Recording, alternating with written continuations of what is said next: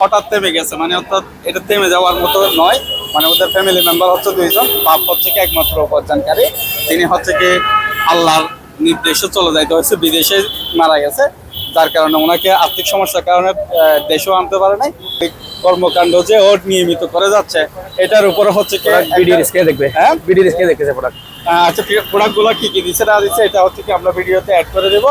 আর এর মানবিক কাজ কর্মগুলো দেখে আমি আসলে সত্যি আনন্দিত, এবং আমার মাধ্যমে হচ্ছে কি ওনারা উপকৃত হয়েছে। আবার আসসালামু আলাইকুম। আলহামদুলিল্লাহ, আমরা গতকাল একটা ফেসবুকে পোস্ট দিয়েছিলাম, একটা সৌদি আরবে মানুষ আছে, মানে উনি মৃত্যুবরণ করেছে। তো আমরা এমন একটা পরিবারের কাছে যাচ্ছি যেটা হচ্ছে আগে সচ্ছল ছিল, এখন হচ্ছে অসচ্ছল অবস্থা আছে। তো ওনার বাবা কিন্তু সৌদি আরব থেকে উনি আনতে পারেন টাকার জন্য। তো আমাদের একটা স্যার হাজারত ছিল, তো উনি এখানে পাশেই মানে কোচিং করায়, উনি বললো নাইম ভাই একটু এই পরিবারের জন্য কিছু ম্যানেজ করে দিয়ে পারলে খুশি হবে। তা আলহামদুলিল্লাহ আমাদেরকে কিন্তু ইতিমধ্যে আমাদের এলাকার একজন আঙ্কেল নাম ফকাশন অচ্চুক 2000 টাকা দিছে, কাতার থেকে একবার দিছে 500 টাকা, উনি সবসময় দেয় আলহামদুলিল্লাহ।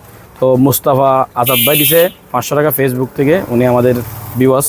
তো 3000 উমর ফারুক ভাই দিছে 4200 টাকা, আর বাকি কিতাবে ছিল 300 টাকা, যেটা আমরা পুরো মোহরা কিতাব দিয়েছিলাম, এখানে 300 টাকা ছিল অবশিষ্ট। তো আর আমাদের মোহরা দিছে 500 টাকা, টোটাল হচ্ছে আমাদের 4000 টাকা হয়ে গেছে আলহামদুলিল্লাহ। 4000 টাকার বাজারে আমরা আজকে জাহিদ ভাইয়ের থেকে নিয়েছিলাম, আমি ধরি 1 2 3 4 ওনাকে দিচ্ছি ভাই, তার 4000 টাকা দিয়ে দিয়েছি। তো এখানে মাশাআল্লাহ কিন্তু আইটেমগুলো বলে শেষ করতে পারবো না, ভিডিও লম্বা হয়ে যাবে। ছাল, তারপর চিনি, একটা পরিবারের জন্য যা লাগে না, জাহিদ ভাই সব দিচ্ছেন না, একটা পরিবারের জন্য যা লাগে আলহামদুলিল্লাহ আমরা ম্যানেজ করে দিয়েছি। তো ওনার কাছে আমরা এগুলো দিয়ে আসবো ইনশাল্লাহ। আমাদের আমানত দেখেন, আমরা সব কিছু এখানে 4000 টাকা জিনিস সবগুলো নিয়েছে। আমাদেরকে যারা টাকা দিয়েছেন, আমরা পার্সোনাল বা মেসেঞ্জারে বা যারা হোয়াটসঅ্যাপে আমার সাথে অ্যাড করছেন হোয়াটসঅ্যাপে, এগুলো সব হিসাব দেওয়া হবে। আর ভিডিওর মধ্যে আসার কারণ হচ্ছে সব কিছু আমরা লুকোচুরি রাখি না, যেহেতু এই জিনিসের কন্টেন্ট ক্রিয়েটার, ভিডিও করতে হয় রেগুলার, সেহেতু একটা ভালো ভিডিওটা ফেসবুকে সোশ্যাল মিডিয়া দেওয়ার কারণে ভিডিওটা করতেছি সব। আলহামদুলিল্লাহ, আমরা এই মিনহাজ ভাই আমাদেরকে বলছিল যে সৌদি আরবে থাকে, ওনাদের একটু অসচ্ছল অবস্থা আছে। আমরা আলহামদুলিল্লাহ 1 মাসের বাজার করেছি আলহামদুলিল্লাহ। বলতেন ওনার এলাকার নাম বলবেন না, একটু পরিবারের অবস্থাটা একটু বলেন। আসসালামু আলাইকুম। আসলে হচ্ছে কি নাইম ভাই ইদানিং হচ্ছে কি ফেসবুকে দেখি যে মানবিক সাহায্য সহযোগিতা মানুষের মাধ্যমে হচ্ছে কি করে থাকে, আর বিভিন্ন জন ওনাকে ডোনার হিসেবে টাকা দেয়।